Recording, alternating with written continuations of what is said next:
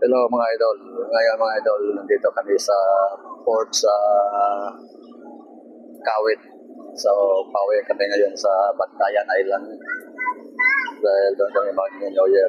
Dahil yun yan, nag-bakasyon tayo dito sa Pinas. Kaya sulitin na natin na doon na tayo mag-New Year sa probinsya namin.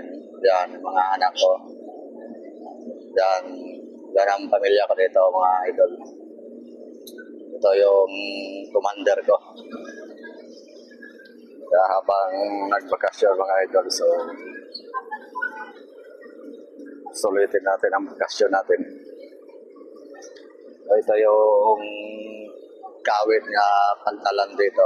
Ayan, hindi pa siya tapos yung pantalan nila.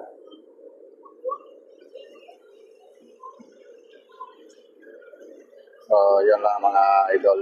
So, mamaya-maya ano pa tayo ulit mamaya.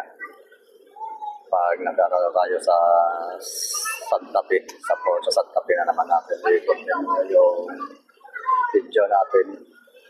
Sa ngayon mga idol, hindi pa masyado marami ang pasahero kasi ano pa kasi ngayon 27. Ang maraming pasahero yung mga 20 to 30 yun. Mag-aagawan na yan ng masasakyan. So, yun lang mga